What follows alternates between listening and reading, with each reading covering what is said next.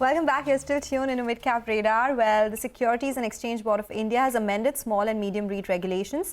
Under the new amendment, small and medium REITs can raise funds starting 50 crore rupees by issuing a minimum of 200 investors. So basically, they are making fractionalization of commercial real estate easier. But of course, we need to understand what the implementation of this could be and how can this be looked at as an investment avenue as well. Badal Yagnik, the CEO of Colliers India, is joining us now to discuss this and the implications as well. Mr. Yagnik, good afternoon. Thank you so much for joining us. Well, first up, what would the impact of this be? Is it positive for the industry and the investors?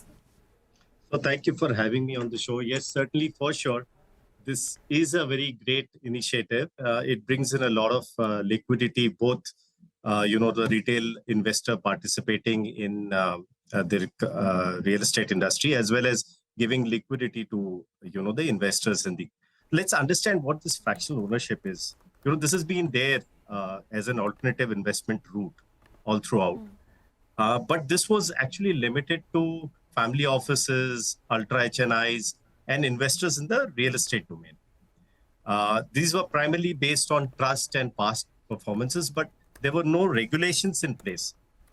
So I think so with this regulation, what has happened, and as rightly you said on the show, that, with a minimum investment of about 50 crores, now you can have retail participation. So on one hand, what it will do, it will increase, the confidence with the investors in this space who would come in and would realize the returns, and also will be regulated through a regulatory mechanism which will provide investor protection as well as, smarter ways of owning and exits. Oh, absolutely. And it'll be interesting to see the kind of demand that, we do get in this space. But just help us understand, Mr. Yagnik, where will these small and medium REITs be investing? Is it the same as the larger REITs, or is it a different avenue? So I think so most of them would be focused on the office space market. See, the office space market has come back very strongly. If you look at the office space market, which is close to about 700 million square feet, that's the most regulated space on investment. You already have 12% of that stock, which is a REIT. So when I say about a proper REIT, it's close to about 500 crores and above.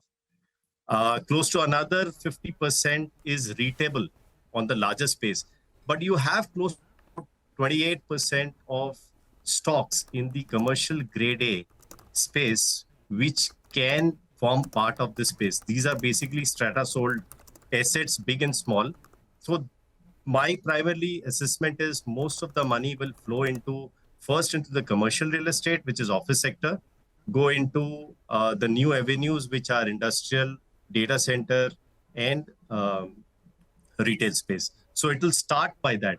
Already, if you look at it, the fraction, there are a lot of fractional ownership platforms which exist today, but they don't come under any regulation. So most of them target the office sector. So I would say most of the first would hit the office sector. Okay, that's interesting, and that's exactly what SEBI aimed to do as well, right? That people are investing. Let's regularize it to protect the interests of the investors as well in the space. In that case, you spoke about there are a lot of players already in the fractional real estate, but now they'll be regularized. How big would that market be according to your estimates? And will they be able to raise funds from both the Indian investors or the foreign investors as well here? So I think so. There's a lot of appetite. If you ask me, the market is humongous. And there is a lot of appetite, and with the kind of growth stories which the economy and the office sector, retail sector, the data center space, all of these have been talking about is huge. So the way we look at it, this will entail a lot of money which will come in from the retail side of investment. When I say retail side of investment, it is, the minimum investment to get into this kind of a space is 10 lakhs. So we see a lot of money getting in from the retail side of, investment rather than coming from outside.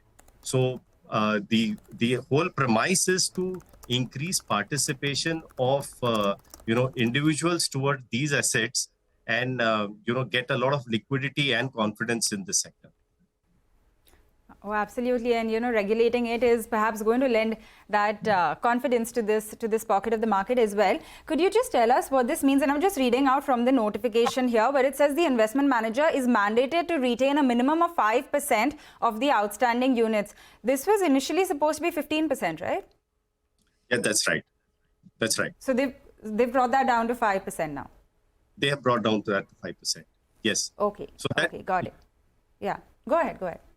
Yeah, so that actually gives a lot of space for the returns which the investors would get investing in these so-called smaller REIT platforms.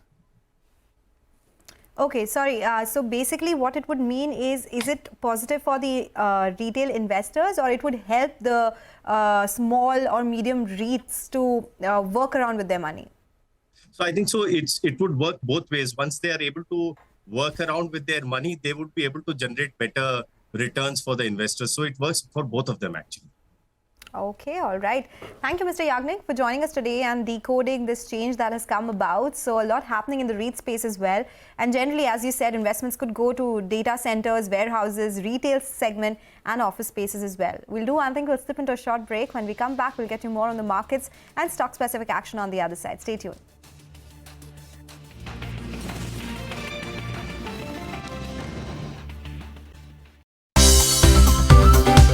Thanks for tuning in to CNBC TV 18, and for more news and updates, follow us on all the social media platforms.